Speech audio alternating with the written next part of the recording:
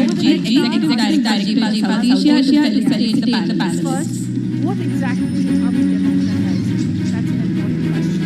Second, how do South-South partnerships and capital financing accelerate progress? And third, what countries' commitments can we land this year? If India's example shows us anything, it is this. Democratization is not commitment. It is operational. It is scalable. And it is already underway. The question now is how we activate it together.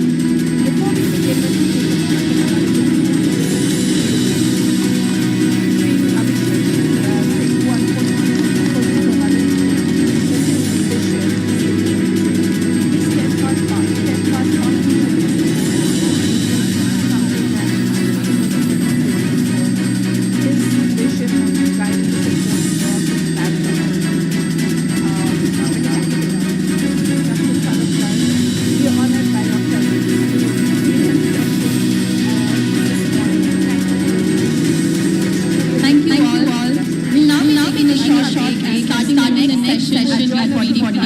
If you would like to learn more about that and collaborate with us, please scan it to the QR code on the podium with us today and stewarding this conversation. And of course, I want to also thank Charu, who's been working endlessly and very hard to kind of get us to this place. So thank you, Charu, for your leadership. Martin, Vilas, Sean, and Dr. Shiko, thank you for lending your voice and expertise to today's discussion. Your perspectives will help ground this dialogue in both ambition and action, and I know all of you are action-oriented folks, so we're going to have something really cool come out from here. And last but certainly not least, our partners at Kalpa Impact, Sushant, Anish, Jennifer, thank you for being extraordinary collaborators and for helping shape today's session. It is now my pleasure to hand it over to Dr. Gaur. Please, over to you, sir, or maybe I'll hand it. Okay.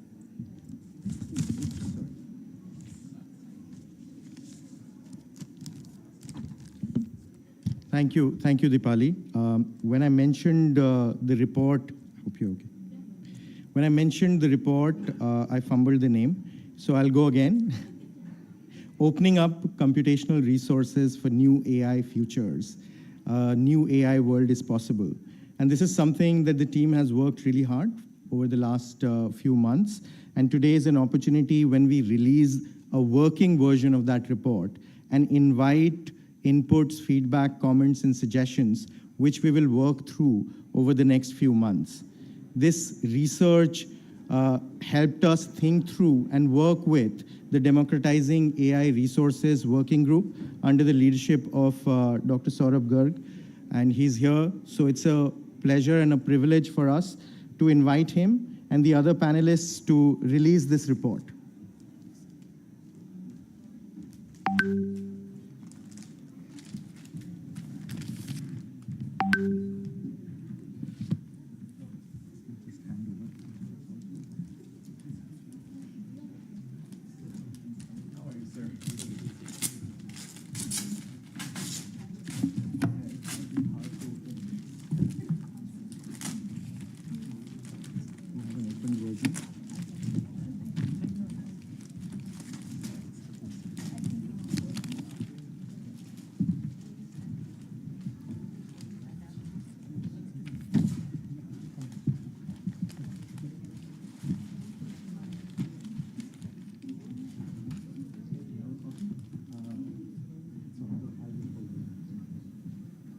Hold your reports to the camera. Please hold your reports to the camera. Thank you.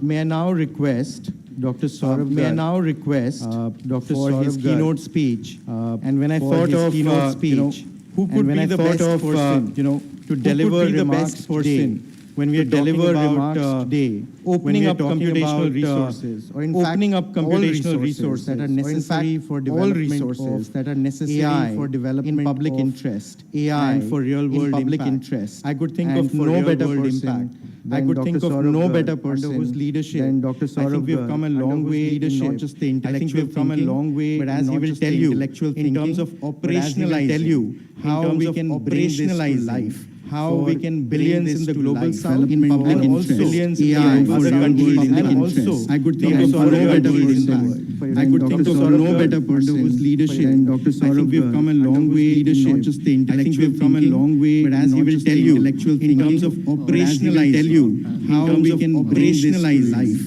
how we can billions in the global south, in public interest, billions in other countries, and also I could think of no better person. I could think of no better person whose leadership. Dr. Saurabh, we've come a long way, not just the intellectual. I think we've come a long way, but as he will tell you, in terms of operationalize, tell you how we can operationalize life, how we can billions in the global south, in public interest, billions in other countries, and also I could think of no better person. I could think of no better person whose leadership. Dr. Saurabh, we've come a long way, just the intellectual. I think we've come a long way, but as he will tell you, in terms of operationalize, tell you how we can operationalize life, how we can billions in the global south, in public interest, billions in other countries, and also I could think of no better person. I could think of no better person whose leadership. I think we've come a long way, just the intellectual. I think we've come a long way, but as he will tell you, in terms of operationalize, tell you how we can operationalize life, how we can billions in the global south, in public interest, billions in other countries, and also I could think of no better person. I could think of no better person whose leadership. I think we've come a long way, just the intellectual. I think we've come a long way, but as he will tell you, in terms of operationalize, tell you how we can operationalize life, how we can billions in the global south, in public interest, billions in other countries, and also I could think of no better person. I could think of no better person whose leadership. I think we've come a long way, just the intellectual. We've come a long way, but as he will tell you, in terms of operationalize, tell you how we can operationalize life, how we can billions in the global south, in public interest, billions in other countries, and also I could think of no better person. I could think of no better person whose leadership. I think we've come a long way, just the intellectual. We've come a long way, but as he will tell you, in terms of operationalize, tell you how we can operationalize life. Two is how it can be made distributable, affordable, and reliable across, not concentrate. How part can be a public interest infrastructure. Secondly, infrastructure would not be sufficient. There is a widening skills gap. So how we can consider capability diffusion, focusing on joint research, standards, open platforms, and mutual learning. What needs to be done for this deployment is so that we can link innovators to compute resources and citizens to trustworthy AI-enabled services. Equally important would be governance. That the governance framework needs to be robust enough to build trust, yet flexible enough to adapt to diverse social and cultural contexts. Open source and modular AI stacks would enable. Two is how it can be made. Some of these issues not concentrate. What mechanisms can be done computing resources. Secondly, infrastructure would not be sufficient and reducing transaction costs would not be sufficient. And also there is a widening skills gap. So how we can capability diffusion on joint research, standards, open platforms, and what needs to be done for this deployment is that we can link innovators to compute resources and citizens Equally important would be governance. The governance framework needs to be robust, needs to be trust, yet flexible enough to diverse social, customize and build upon. Open source, obviously, AI stacks,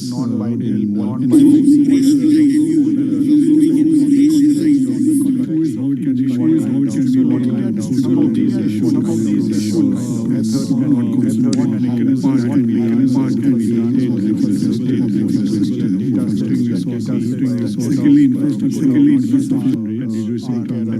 transaction cost will not be sufficient, and also there is a widening skill gap.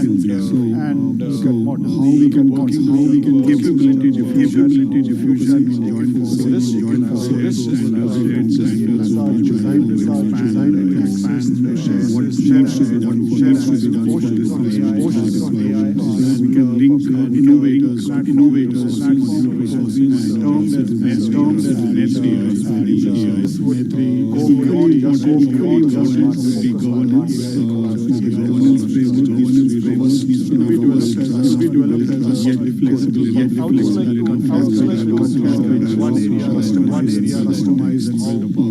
perhaps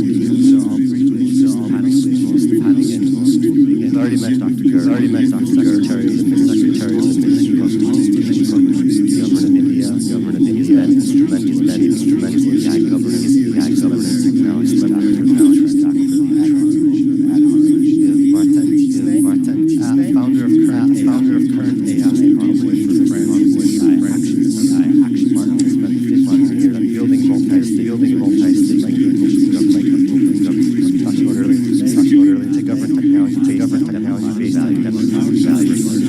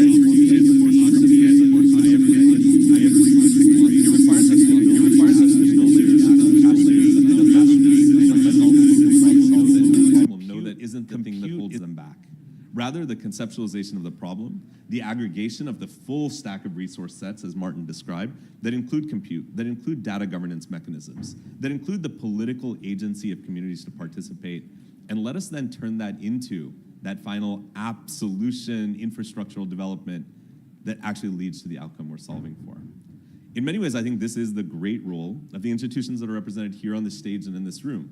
For philanthropies to transform the capital landscape in a way that says, great entrepreneurs and leaders like my dear friend Chico here, and so many here in India that are building open source, public access AI stacks, don't have to worry about the resource constraints of the private capital markets. That they know that they can access governmental and substantive structural resources that let them build the tools that they want to, and know that they have equitable access to the markets as well, as a matter both of policy and as a product, that they can go out and get to consumers and creators, that they can provide a service that let people use it at scale. And the last part of this, and I have to say this, is this doesn't happen, as we've discussed, in the private market, but it also doesn't happen exclusively by going to frontline nonprofits and saying, now you're supposed to be the builders. It requires us to innovate a new institutional set of intermediaries. I think of groups like Kalpa Impact, which I think is an incredible example of a combination of technical sophistication, policy impact, support for government that actually sits at the layer that connects these different elements and lets us build on top of it. I think this is the work that's ahead. If we really think about pragmatic outcomes to this conversation, Andrew, I think one of the questions we might ask is, what are the institutions we need to build in the next 12 months that connects the dots around all of these different pieces and support this transformation at scale? Never short of ideas or insights or provocation. Thanks, Vilas, very much for that. And I think I'll go next, Dr. Chico. I came across a recent article that you put out there saying that for the West, AI is a matter of efficiency, but for you, it's a matter of life or death. You've been a champion for AI access. You were very active in this summit. You were very active in the Kigali summit. We were together at the launch of the first ever AI factory for Africa together in April in Kigali. You've also talked about global tech companies. If they want African data, they should provide compute infrastructure in return. How do we formalize these reciprocal agreements? And what does a true India-Africa partnership look like that doesn't just reciprocate global north-south models, similar to what Vilas was just talking about? Awesome. Thank you very much for having me. It's always fun to listening to everyone here on this. I was hoping somebody is going to preempt some of the work that I was going to talk about. But lucky for me, I have some stuff to talk about. Thank you, Vilas. So when we, not on the internet, touched one, maybe 5 people. And this is everywhere, every single room that we're talking about compute, we ask the same question, have you ever seen a GPU? And sure enough, 5 to 10 people. So it's this thing that people talk about. We need GPUs, we need compute, we need all of these things. And for us, it is very important as an African continent. We had like a research colloquium for the Global South a few days ago. Same question, how many of you? About 10 people had ever touched a GPU. How many of you need compute? Everybody raises their hand. But what does that actually mean? In fact, one of the panels, the starting point was like, when it comes to compute, we all need Jesus. And I thought, how do we quantify this? So and I think we have already spoken to Kalpa about this. We're working, I think, on the same time about a framework. So we just released a compute demand index. Because we realized every time you speak about compute, people have ideas, they have thoughts, they have proposals. They don't have the numbers to say that. We need GPUs. How many? We need megawatts. And the gigawatt-megawatt conversation, what does that a gigawatt of compute actually mean? So we went ahead and said, for Africa, we need to, every time we're having conversations with these governments, this is actually what you need. But you actually need to put money into it. So our first index was demand index. And the second one is your country ready for this compute? Which we are calling AI investment readiness index. So I'll give you some numbers. Africa needs 2.5 million hours of GPU hours a year. 7.5 million for the next 3 years to be able to start competing well. This is for training as well as research. That is something that I can work with. So when I come to India and say I need 2.5 million GPU hours a year, How many of them can you give me? And we had this conversation with the UNDP and Italy, and they said, oh, we have 1.5 million GPU hours that we can donate. We have 1.1 million more to go. Cassava is saying we are putting 2,000 GPUs. How many hours of GPUs with those GPUs, hours, not actual physical, how many hours of GPUs with those 2,000 GPUs actually provide for the continent? So we need to start being very practical rather than being arbitrary on what we want. Of these 7 million GPU hours we need in the next 3 years, Africa only has 5% of that. So we were doing the maths. We only have 125,000 of these GPU hours a year, which is like times 3 of that for the next 3 years. So when you're solving, when I go to Villas, I'm saying I need these GPU hours. It's very practical. I'll say I can be able to do 500,000 GPU hours. So it's not just going with an arbitrary number. I need GPU hours to be able to put this. And for us, that is important. But for me, it is the conversation about investment, and that's the conversation that we asked. How do we have this South-South collaboration? How do we have this India collaboration? How does it actually look like? There's the paradox. Everybody, as Martin said, everybody wants sovereignty. Everyone wants to talk about diffusion of AI. But what does that actually mean? Do we actually need it? Yeah. So I'll give 2 examples of my 2 favorite countries. Hopefully none of them is here, except Nigeria. So there's something you're calling the Nigerian paradox. Nigeria is the #1 country in the compute demand index.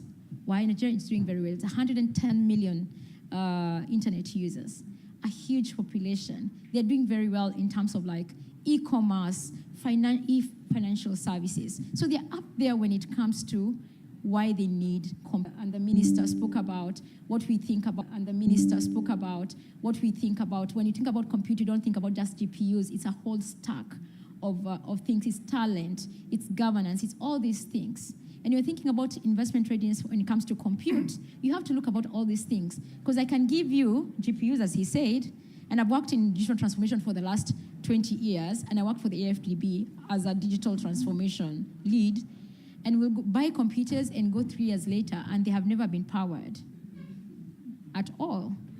And that's the case that is going to be with GPUs, because you're going to give countries these GPUs. If they don't have talent, they don't have the power to run it, they don't have the data sets, they don't have models, they don't have use cases to build on top of it, you're wasting that money. And that's where the investment readiness comes in. So we're talking to countries, and we've had this conversation to African countries, is there's no point of investing all your dollars in putting a compute facility. Get your talent ready, get your data sets ready, have strong use cases that people can back. Then, with all of that, then can we then define what a demand you need? You don't need a gigawatt. Kenya, you do not need a gigawatt of compute to be able to run. Maybe you need a 200 megawatt facility, and that's where we want. So coming back to the question, how do we interact with India? Is looking, this is our demand. Burundi might need 50 megawatts of GPU. Can India be able to facilitate that? But it's not just about facilitating the GPU, it's what is the GPU in service of? As well as the impact, social impact. Really, the stumbling block is probably energy at the bottom level. And thankfully, for many countries in Asia, the costs have been driven down because of the abundance of hydro, solar, and wind. Then when you think about the next layer of hardware, I mean, that's obviously dominated by Chinese and American players.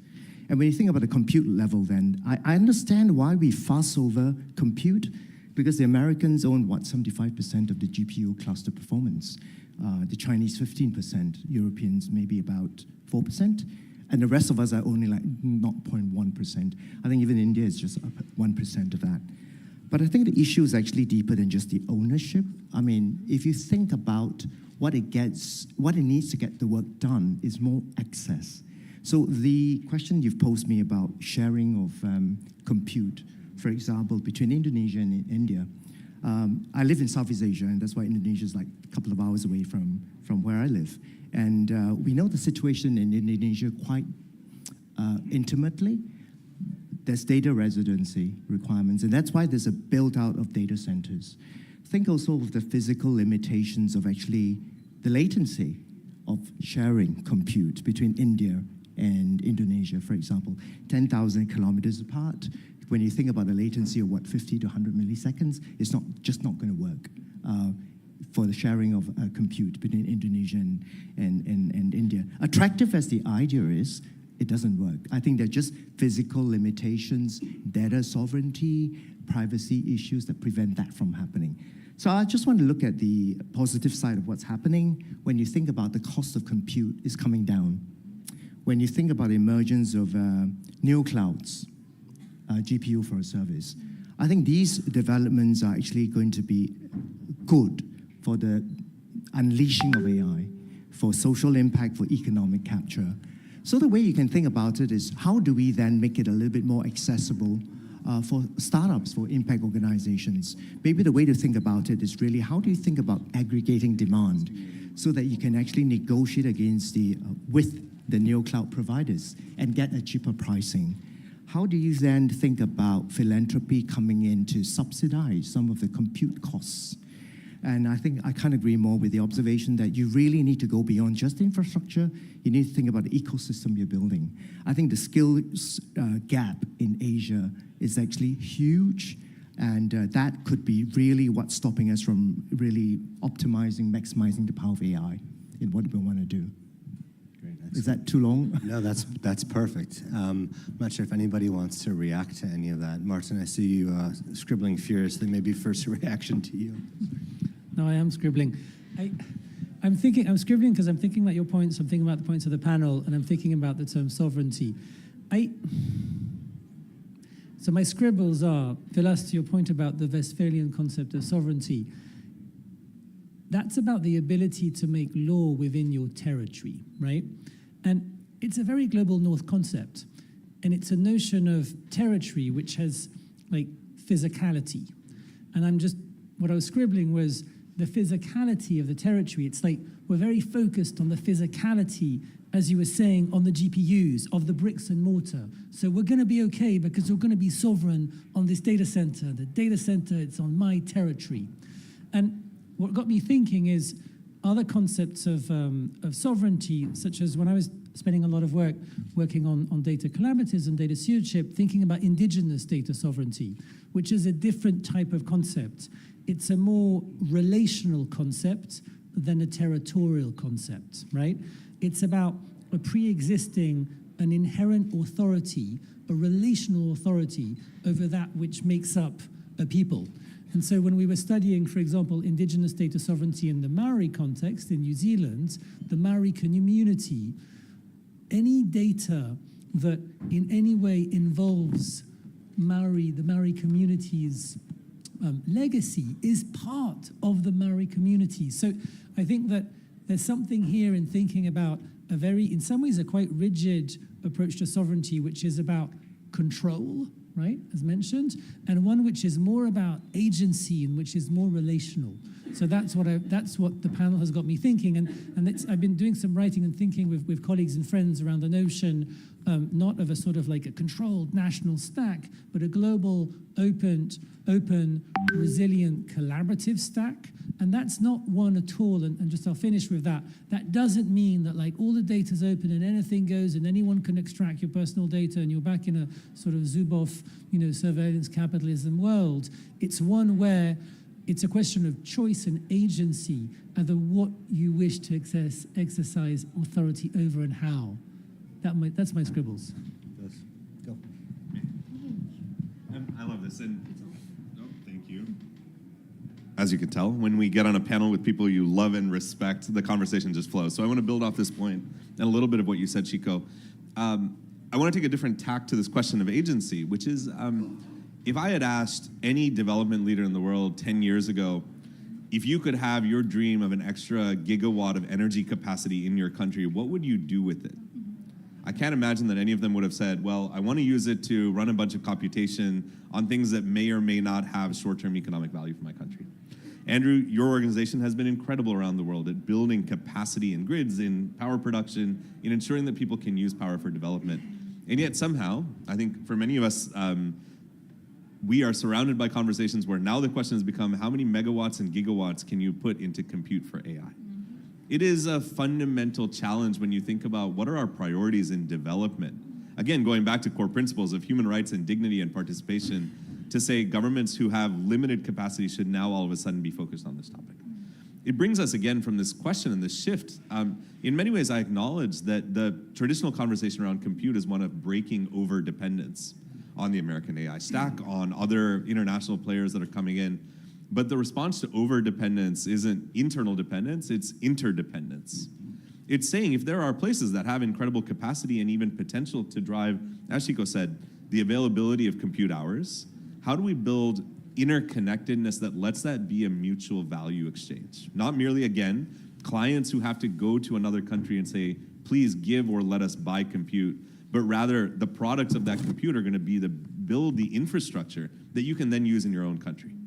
To allow for centers of excellence that allow for local capacity and local competence to drive what gets built, and to allow that to be the new tokens of international trade in a way that leads to a much more connected and shared prosperity, rather than descending back to that 200-year-old concept of how do we make sure that we're competitive in an adversarial frame.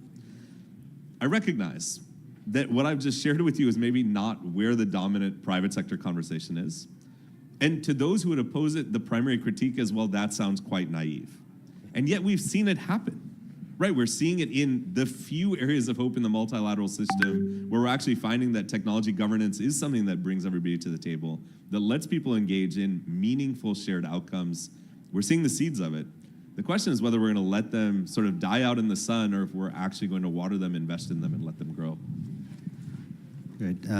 Dr. Garg, any final insights? I know there's a little time, but just one thing I would say that perhaps we need to spend a bit more time going forward on the frameworks that will help ensure public interest frameworks, looking at things beyond compute, looking at models, looking at talent, looking at data, how that can be shared and interoperable and in a manner which takes care of public interest. So I'll just stop it out there. Well, thank you. Thank you to the Indian government. Thanks to our partners at CALPA for putting this together, especially for the authors. This is now officially out there. I think you have until March 31st to read the copies are available out there. You have until March 31st to review the document and submit your reactions. Thank you to the panelists. Really appreciate it. Enjoy the rest of the summit. Thank you.